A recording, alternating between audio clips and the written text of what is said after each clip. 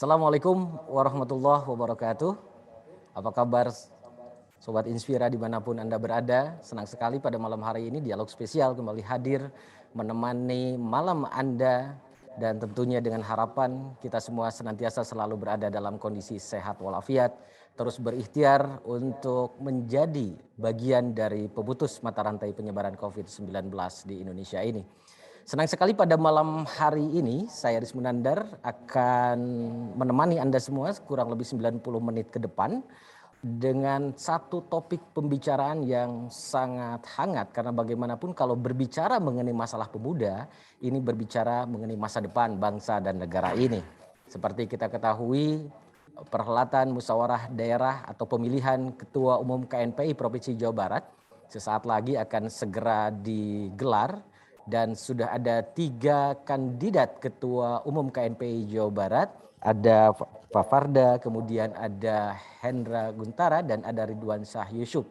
Malam hari ini hanya ada 2 kandidat yang bisa berdialog dengan saya setelah Pak Farda sampai berjalannya acara ini tidak ada konfirmasi mengenai kehadirannya. Saya akan menyapa narasumber yang akan saya ajak dialog berkaitan dengan pemuda Jawa Barat mau dibawa kemana. Di studio telah hadir bersama saya Hendra Guntara. Assalamualaikum Kang. Waalaikumsalam warahmatullahi Apa wabarakatuh. kabar? Alhamdulillah baik. Alhamdulillah. Baik, terima kasih Kang Hendra sudah hadir di studio. Kemudian secara virtual saya akan menyapa Ridwan Syah Yusuf. Assalamualaikum Kang. Halo, oke. Kita akan menunggu bergabungnya Ridwan Syah Yusuf yang saat ini sedang berada di Jakarta. Profesor Dr. Asep Warlan Yusuf, pengamat kebijakan publik Universitas Parahyangan. Assalamualaikum Prof. Waalaikumsalam warahmatullahi wabarakatuh, Kang Eris. Kang Hendra, apa kabar Prof? Alhamdulillah, alhamdulillah. Alhamdulillah. Baik, saya mau ke Profesor dulu nih sebelum kita ke 2 kandidat Ketua Umum KNPI ini. Bagaimana Prof melihat apa langkah dan gerak pemuda Jawa Barat menurut pandangan Prof sendiri selama ini, Prof? Ya, suara saya terdengar dengan jelas, Kang Eris? Jelas, Prof. Silakan, Prof. Oke. Kalau lihat dari gerakan pemuda, karya-karya pemuda, prestasi pemuda, apa hasilnya memang itu bisa dikatakan tidak terlalu memasyarakat gitu ya. Memang tidak terlalu memasyarakat. Betul, kalau kita lihat apa kiprahnya begitu ya, apa yang dikerjakan, apa manfaat bagi masyarakat belum tersosialisasi. Mungkin sudah ada itu di kalangan pemuda, di kalangan masyarakat luas. Tapi sayangnya kurang tersosialisasi begitu. Kurang mendapatkan tempat di masyarakat tentang ini adalah karya KNPI misalnya gitu. Nah, ini memang lebih banyak diperankan justru oleh OKP-OKP yang masing-masing yang berdiri sendiri begitu, misalnya kita sebut saja HMI misalnya gitu ya, atau GMNI gitu, atau PMKRI misalnya begitu. Ya, itu justru lebih terasa begitu ya aktivitasnya. Nah, mungkin ada 2 hal penyebabnya Kak Eris mengapa itu tidak tersosialisasi gitu program ini. Pertama adalah memang kita agak sedikit kesulitan pembeda, pengenap gitu ya antara ini sebagai pemuda dalam kaitannya dengan organisasi KNPI atau pemuda itu sebagai sebuah organisasi yang ada di dalam masing-masing OKP itu begitu ya. Ini yang mana yang diperankan begitu ya.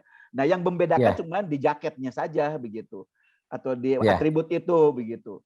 Yang kedua, memang ini agak bertukar dengan program pemerintah yang lain, misalnya dengan Dinas Pemuda misalnya gitu atau Menpora gitu.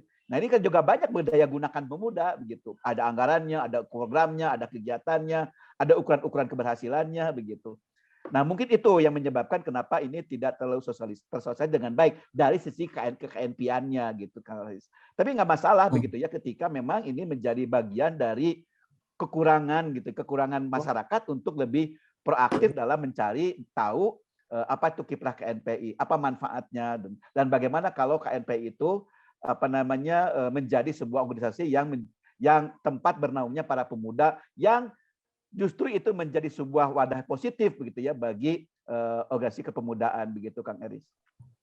Baik, baik, Prof. Sangat menarik tadi apa yang disampaikan. Saya underline bahwa gerak langkah pemuda saat ini dalam tanda kutip masih belum terasakan manfaatnya oleh masyarakat, begitu ya, Prof ya? Ya, kira-kira belum dikenal sebagai sebuah karya KNPI begitu, secara luas ya, secara masif begitu. Ya, baik, Kang Hendra, bagaimana nih komentar Anda tentang tadi bahwa pemuda masih belum bisa dirasakan kehadirannya di masyarakat?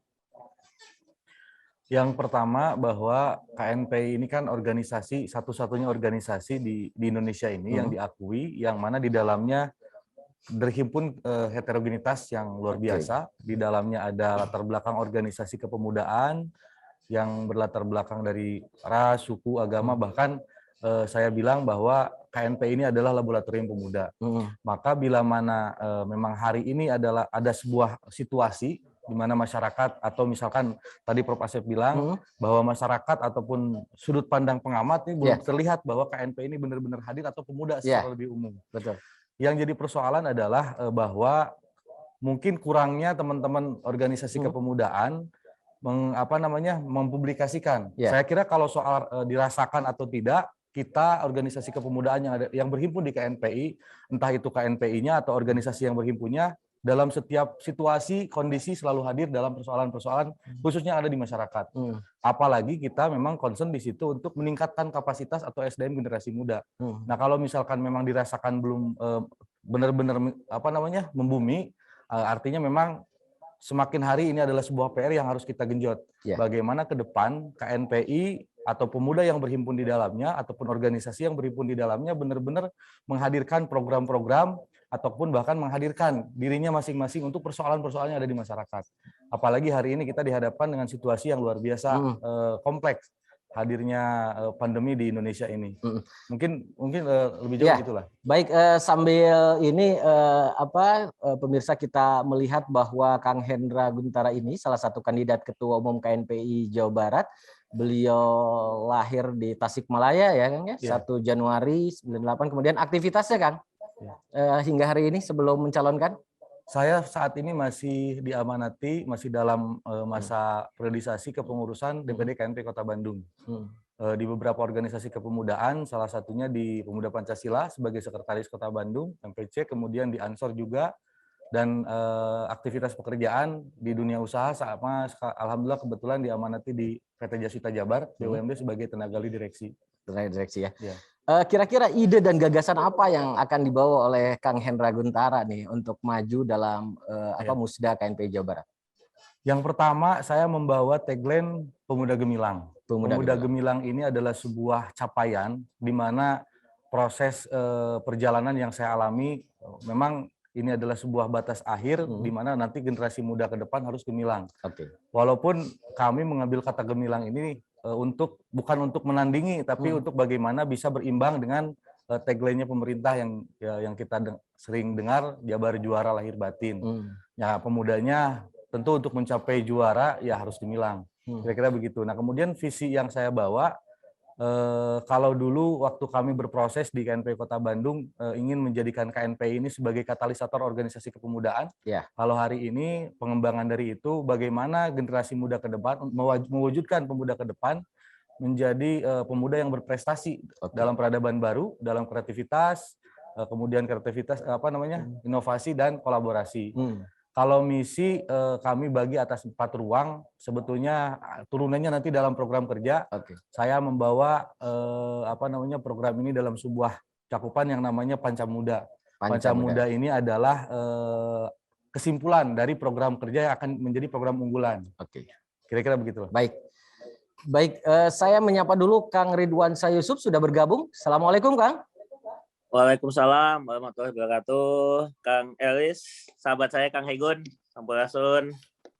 Baik, apa kabar Kang Ridwan? Baik. Maaf tadi habis kegiatan baru banget selesai, masih baju kerja. Mohon maaf.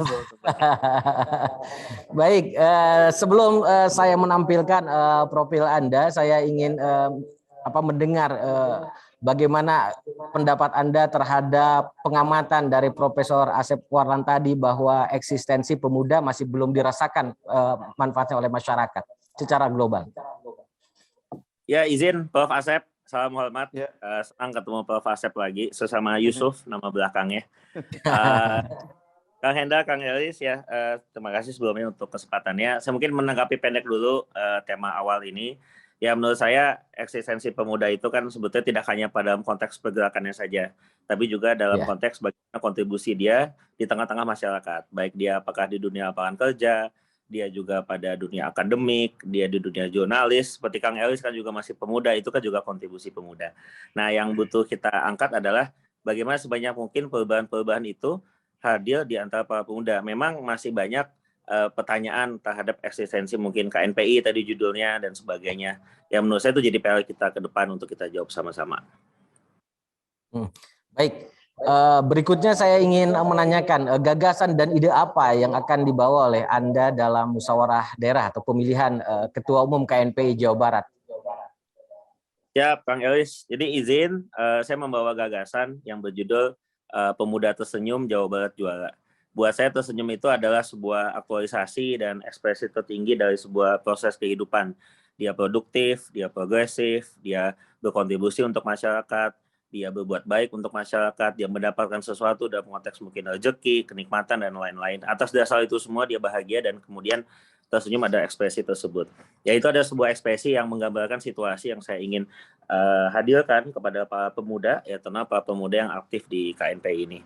Nah dari situ saya menurunkan menjadi 5 misi. Nah misi ini kalimat panjangnya mungkin ada di kalimat visi misi, tapi ada beberapa kata-kata kunci. Yang pertama saya ingin KNPI, Komite Nasional Pemuda Indonesia di Jawa Barat, bisa menjadi rumah untuk para pemuda. Nanti mereka bisa berkumpul, berdiskusi, adu gagasan, adu program, menjadi arena untuk kita berdialektika dan membangun mimpi tentang Indonesia. Itu yang pertama. Yang kedua, saya ingin bagaimana KNPI dalam konteks ini, Rumah Pemuda, bisa menjadi sekolah kepemimpinan para pemuda dalam berbagai aspek. Kalau Pak ada berbagai macam teori, termasuk Pak Gubernur suka menyebut istilah pentahelix, ya berarti bagaimana KNPI mampu menghadirkan pemimpin di masing-masing sektor ini. Media, aktivis, sosial aktivis, akademik, pengusaha, termasuk para birokrat-birokrat muda yang saya kira butuh kita bantu untuk leadership-nya. Yang ketiga dari situ harapan saya, ya poin misi ketiga adalah gimana kita mampu mengkolaborasikan potensi-potensi kebaikan di antara organisasi pemuda yang ada di Jawa Barat khususnya. Ada 139 organisasi kepemudaan, berkaitan juga dengan ormas-ormas yang mungkin juga bersahabat dengan KNPI. Ada 27 DPD KNPI yang juga butuh kita kuatkan. Saya kira itu ada harapannya. Yang keempat, turunan dari itu harapan saya adalah bagaimana kita bisa membuka ruang aktualisasi dan kontribusi untuk Jawa Barat di berbagai macam bidang. Yang tadi yang saya kira Pak Prof. Asep juga sempat sampaikan. Yang terakhir ini juga gagasan saya adalah bagaimana dengan ini semua kita para pemuda bisa menjadi katalis untuk pembaharuan dan perubahan Indonesia dan dunia. Kira-kira begitu Kang Elis. Ya, baik. Kalau tadi Kang Hendra sudah disampaikan profilnya secara ini, saya ingin menyampaikan juga profil Ridwan Syah Yusuf supaya lebih jelas apa gagasan dan idenya seperti apa. Kita akan simak berikutnya. Saya maju dengan gagasan. Visi saya, pemuda tersenyum, Jawa Barat juara. Ini adalah sebuah ekspresi tertinggi yang ingin saya sampaikan untuk pemuda di Jawa Barat. Mereka tersenyum karena mereka bahagia, mereka tersenyum karena mereka bersyukur diberikan ruang aktualisasi, diberikan kesempatan untuk berbuat baik untuk bangsa ini. Misi saya turunkan menjadi 5. Yang pertama, saya ingin KNPI menjadi rumah untuk semua pemuda yang ada di Jawa Barat. Yang kedua, saya ingin KNPI menjadi sekolah bagi para pemuda untuk mereka menjadi pemimpin masa depan bangsa ini. Yang ketiga, saya ingin KNPI memberikan kesempatan menjadi kolaborator semua potensi-potensi kebaikan di antara organisasi yang ada di KNPI ini. Jika potensi kebaikan itu ada, kita bisa membuka ruang aktualisasi yang seluas-luasnya untuk mereka mengabdikan diri, membangun negeri ini, berkontribusi untuk bangsa. Yang terakhir, jika itu semua terjadi, KNPI di Jawa Barat bisa menjadi katalisator untuk pembangunan Jawa Barat, pembangunan Indonesia, bahkan dunia. Baik pemirsa, itu profil singkat dari Ridwan Syah Yusuf yang juga menjadi salah satu calon ketua umum KNPI Jawa Barat. Prof, saya ingin minta pendapat Prof nih kaitannya tentang visi. Kalau Kang Hendra tadi bicara pemuda gemilang, Kang Yusuf pemuda tersenyum nih Prof. Gimana Prof? Dua-duanya bagus. Dua-duanya bagus tentu saja. Itu kan hasil pemikiran yang mendalam. Tidak hanya kan ada 4 mereka mencari gagasan tadi. Pertama karena kompetensi mereka. Kompetensi Pak Yusuf, kompetensi Pak Hendra itu pasti menyertai visi misi tersebut. Yang kedua, karena mereka punya integritas. Mereka berani mengatakan itu karena mereka yakin modal integritas itu ada, teruji begitu. Yang ketiga, karena punya pengalaman. Masing-masing punya pengalaman sehingga substansi visi misi itulah yang akan menjadi target yang akan dicapai gitu. Yang keempat, mereka punya jejaring yang luas. Ditanya sana, tanya sini, betul nggak visi misi ini bagus nggak, relevan nggak, realistis tidak gitu ya. Nah yang kelima, karena mereka nyaah pada pemuda. Kalau tidak nyaah mah ngapain mereka capek-capek di kota KNPI begitu. Nah oleh karena itu, Kang Eris, hemat saya, apa tantangan sesungguhnya begitu? Tantangan yang real gitu, tantangan yang terjadi di masyarakat. Tadi juga disebutkan oleh kedua kandidat tadi, gitu ya. Paling tidak ada 4 yang serius betul, gitu ya. Pertama adalah bagaimana meningkatkan kompetensi, meningkatkan keterampilan. Kita mulai pendidikan formal, non formal, informal. Saya pikir ini menjadi penting soal kualitas pemuda kita begitu. Yang kedua adalah bagaimana supaya mereka lebih produktif, gitu ya. Baik dirinya, keluarganya maupun untuk masyarakatnya. Jadi melahirkan pemuda yang produktif, pemuda yang bisa melahirkan sesuatu yang dirasakan ada manfaatnya begitu. Yang ketiga adalah bagaimana membangun komunikasi, koordinasi dan sinergi antar organisasi kepemudaannya. Tadi juga disinggung oleh kedua belah pihak. Bagaimana cara merekatkan, mengikatkan gitu ya di antara semua komponen kepemudaan. Dan yang keempat adalah bagaimana dia diterjemahkan di dalam di dalam program yang berbarengan dengan pemerintah. Kita tidak bisa masing-masing gitu. Baik Pak Yusuf maupun Pak Hendra juga menyebutkan bagaimana menjadikan Jabar juara, bagaimana menjadikan Jawa Barat menjadi punya daya saing tinggi dan sebagainya. Jadi mesti ada keterkaitan, keterhubungan antara program-program pemudaan dengan program-program pemerintahan begitu. Maupun juga nanti mungkin tidak hanya pada level pemuda Jawa Barat, mungkin juga nasional gitu ya, yang harus bisa memastikan bahwa setiap program pemuda itu sudah mendapatkan dukungan dukungan dan mungkin juga tidak hanya dukungan dalam arti hanya iya saja, tapi pemuda juga bisa melahirkan sebuah pemikiran yang sangat kritis, yang sangat bisa korektif begitu. Yang mungkin juga bisa beberapa hal tidak hanya pada level koreksi dan afirmasi, tapi juga dalam konteks saya tidak setuju dengan itu. Ada hak untuk menyatakan pendapat gitu ya. Ada hak untuk memikirkan begitu. Ada hak untuk mengambil proses pengambilan keputusan dan hak mengawasi jalannya keputusan yang dibuat oleh pemerintah begitu. Itu kira-kira hemat saya, komentar saya terhadap visi misi teman-teman kandidat ini. Kang Eris. Ya, baik Prof. Saya ke Kang Hendra kaitannya tadi aktualisasi dan lain sebagainya.